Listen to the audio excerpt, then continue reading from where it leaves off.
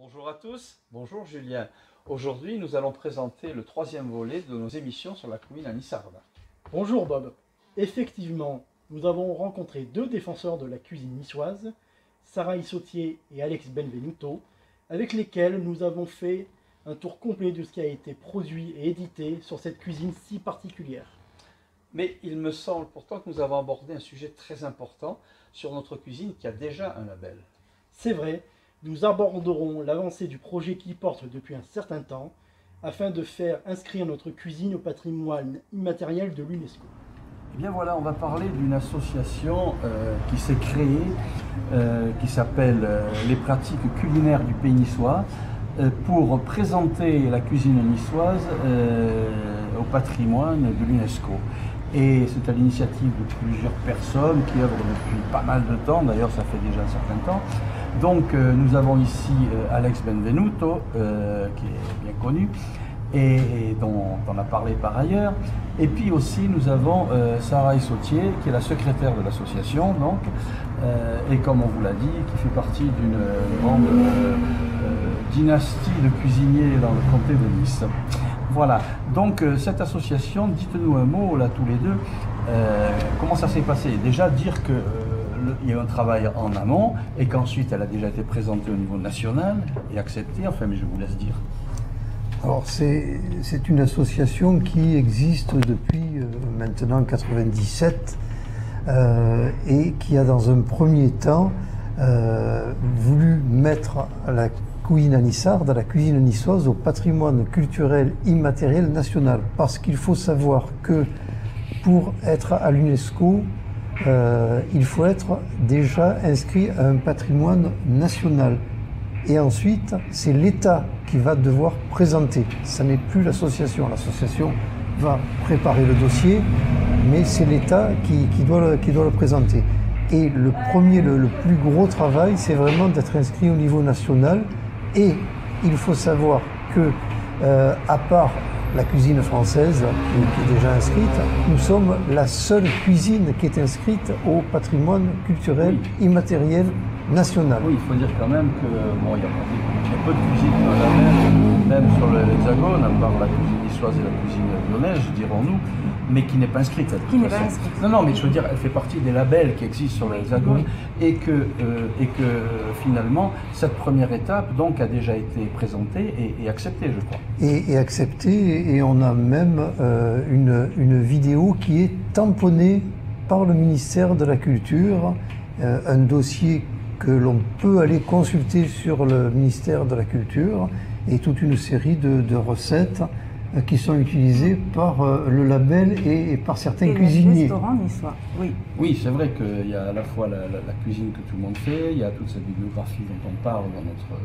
il y a aussi tous les restaurants qui sont labellisés ici à Nice, et on aura l'occasion d'en faire une petite partie de notre film. Oui, puis on a besoin de cette identité pour faire respecter nos recettes. Bien sûr. Et ne pas voir des ingrédients qu'il ne faut pas ou d'autres qui manquent dans des plats, et puis respecter les traditions et puis transmettre aussi à nos enfants. Ouais, parce que c'est très à la mode, tendance, comme on dit, tendance, de revisiter. Oui, mais il y a des choses qui ne se revisitent pas trop. Oui, tout à fait d'accord, Sarah. On peut revisiter, mais en gardant quand même les fondamentaux dans tout. C'est-à-dire que moi, je ne suis pas contre qu'on change la présentation. Il faut qu'on retrouve et le goût et les fondamentaux, les éléments essentiels.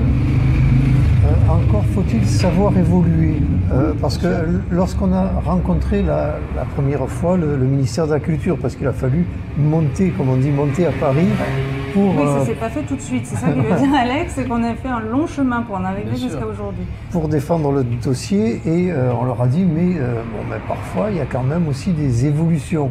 Nécessaires. Puisque la devise c'est sauvegarder, évoluer, transmettre. On pourra parler des trois verbes.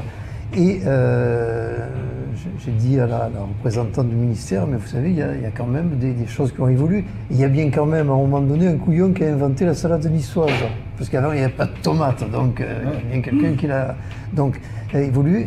Et ils m'ont dit, mais s'il n'y a pas évolution, vous ne serez jamais au patrimoine culturel immatériel national. Sinon, vous serez quelque chose de mort. Et donc dans des restaurants comme celui de Sarah, on sait aussi parfois mettre la petite touche en plus, la petite présentation, mais aussi on a tout en sauvegardant. Voilà, les clients qui nous disent je mange les raviolis que je mangeais lorsque j'étais enfant. On retrouve le goût, c'est important, sous quelque forme que ce soit. Et je suis tout à fait d'accord avec cette façon de voir, d'évoluer, parce que bon, la tradition ne doit pas être figée, elle doit évoluer en effet, et on l'a compris en musique, il n'y a qu'à voir en Bretagne, et même ici, les groupes qui apportent des instruments modernes avec des instruments anciens, qui font des musiques plus modernes, il faut évoluer. La musique aussi évolue, comme la cuisine et comme tout d'ailleurs. Sachant qu'il y a quand même les fondamentaux que les restaurants labellisés font quand même respecter, et qui ont été mis sur papier depuis le livre de Hérault sur la cuisine à Nice, la cuisine niçoise, qui a été le fondateur de l'école hôtelière. Et il a fait ce livre lorsqu'il existait une école polytechnique niçoise, à l'époque au CUM, et on enseignait la cuisine à l'école polytechnique de Nice dans les années 1900. Ben, c'est très bien parce que ça fait vraiment partie de la culture et du patrimoine, la cuisine et de l'art en même temps, puisque on parle de culture, c'est un véritable art culinaire. Voilà, donc votre première marche, vous l'avez présentée, enfin, première démarche auprès de la France, qui est acceptée. Donc. Complètement, qui a été acceptée, valorisée, et le ministère nous demande même d'en parler. C'est pour ça qu'on est ravis de faire cette émission, parce qu'on nous dit, mais parlez-en, vous avez pu avoir cet inventaire au patrimoine culturel immatériel national. Maintenant, oui, il faut s'en servir. C'est une fierté d'un accomplissement d'un long travail. J'aime bien ce mot fierté. Tout à fait, c'est vrai. Parce que c'est vrai que c'est très bien, c'est un long chemin, c'est un vrai marathon, et une fois ce cap franchi, et c'est vrai qu'on va en parler, c'est vrai que c'est déjà une belle victoire, première victoire, et maintenant c'est l'État qui va présenter ça directement à l'UNESCO. Dans quel cadre ça va se faire Il faut rappeler au préalable que pour la première démarche et pour la démarche à venir, il y a bien sûr une association, bien sûr un bureau, mais aussi un comité technique d'une vingtaine de personnes. Oui, on a une sacrée bande et c'est plutôt sympathique en plus. Et les réunions seront autour d'une table, j'espère. Oui, évidemment. Parce que les deux Niçois qui se rencontrent, on parle cuisine. Exactement. On dépasse souvent le temps de parole d'ailleurs, oui, avec des anecdotes. Bien. Et alors la deuxième démarche après? Donc la deuxième démarche de ce comité technique, c'est l'inscription à l'UNESCO. Alors il faut savoir que c'est quand même assez complexe maintenant, parce que l'État n'a le droit de présenter un dossier que tous les 2 ans. D'accord. Mais on a été un peu freiné. voilà, donc on a quand même... Là, tu peux dire qu'on a eu des hauts, des bas, des moments de joie, oui, et puis un peu décourageants parfois, de longueur. La cause est tellement belle que bon... Voilà.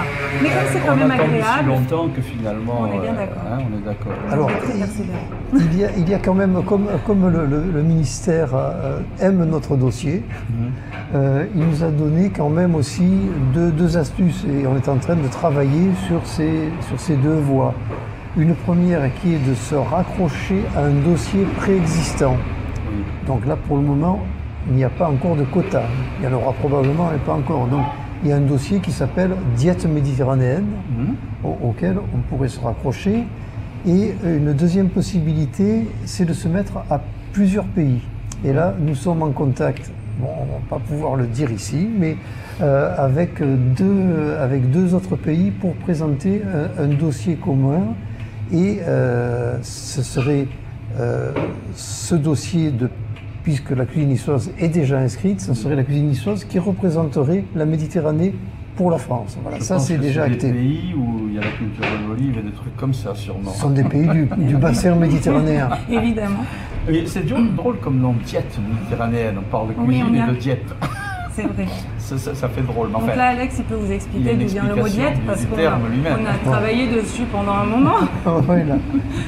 Non, c'est réellement le terme de cuisine qui a été adopté. Bon, il y a 10 pays autour de ce dossier. Bon, ben, c'est le terme qui est le plus le plus cohérent par rapport à l'ensemble de ces cuisines. Et il faut dire que vraiment nos cuisines méditerranéennes sont réelles, sont fortes et sont très proches de la cuisine. La soca existe d'apartout. Oui, d'impartout, à Chypre, ailleurs. Avec des noms différents. Avec des noms différents, tout à fait. Hein, mais la culture, alors c'est peut-être aussi un axe d'attaque qu'on nous demande d'aller voir, c'est tout ce qui tourne autour du pois chiche. Le pois chiche, c'est vraiment autant que l'olive important dans tout le pourtour du bassin méditerranéen. Je suis d'accord avec. D'autant que j'ai beaucoup de contacts, ça fait quelques années qu'on a pris ces contacts, et que maintenant ils sont très forts, avec nos amis berbères ici, et puisque c'est de l'autre côté méditerranéen, des gens qui se battent pour leur culture comme nous dans leur montagne, donc on a beaucoup d'affinités, je vais à leur fête, et leur cuisine je la connais. C'est vrai qu'on retrouve des similitudes. Hein. On a plus de points communs avec les cuisines de l'autre côté de la Méditerranée qu'avec la cuisine marseillaise, par exemple, ou la cuisine provençale, sur la manière de cuire les aliments, on est quand même très, très proche. Bah oui, c'est vrai, mais oui, ils ont été annexés en 1481, alors... Donc autant se lier, c'est là où on... Oui, non, c'est vrai, c'est une très bonne démarche, cette réunion de pays qui ont des points communs et qui défendent en fait cette cuisine du soleil, je dirais. Oui, et là, bon, ça a déjà bien avancé. Ça a bien avancé. Donc là, maintenant, on attend que certaines voies se débloquent et ça devrait être présenté, donc, puisque c'est tous les 2 ans, à peu près à quelle date l'année prochaine, dans 2 ans On a été un peu freiné par tout ce qui s'est passé, bien entendu, donc ça ne nous a pas aidé. Oui, voilà, un peu comme tout. Hein. Donc on espère que ça avance pour l'an prochain ou l'année d'après. D'accord. Mais bon, c'est en bonne voie. Déjà, la première marche a été franchie et c'est très bien. Et je pense qu'il faut faire savoir au niveau de l'Hexagone qu'il y a dans un petit coin là-bas, comme là, le petit village gaulois, il y a des gens qui font leur potion magique et le faire savoir à tout le monde. Ouais, et qui se battent pour ça. Et il n'y a qu'à voir, là, dans le dossier qui a été déposé, on a recensé les livres des Queen Anissarda. On en a plus d'une quarantaine. Et ils sont tous, là on en a quelques-uns sur la table, ils sont tous de grande qualité, très connus, ou un peu moins célèbres, mais tous excellents. On a même des petits livrets de recettes familiales dans lesquels il y a des pépites. Pas, hein. Oui, parce qu'on peut manger des spécialités niçoises de l'entrée jusqu'au dessert. C'est quand même pas rien. C'est quand même pas rien. Mais ça ne m'étonne pas qu'on ait des pépites dans des recettes familiales, parce que moi, il m'est arrivé, j'ai beaucoup bougé dans tous les villages et les vallées là-haut, et quand je vais dans certains restaurants, en fait, on mange avec la famille, on cuisine. Hein. C'est ça hein, que je retrouve d'ailleurs de l'autre côté quand on va dans une et le monde. Des fois, on se retrouve, le restaurant il est là, en fait, c'est la famille qui vous fait la cuisine. Et ça, c'est savoureux parce qu'on trouve des trésors. Bon, mais je ne peux que d'abord vous féliciter pour tous les Nissards parce qu'on est très attachés à notre cuisine. Et puis vous dire bon courage. Sachez que normalement tous les Nissards sont derrière vous, ce comité, tous ces gens qui se battent pour notre patrimoine et notre cuisine niçoise. Et j'espère que le dossier aboutira pour que nous soyons inscrits au patrimoine culinaire immatériel de l'UNESCO. C'est ça. On y croit. Merci beaucoup Sarah, merci Alex. Merci à toi.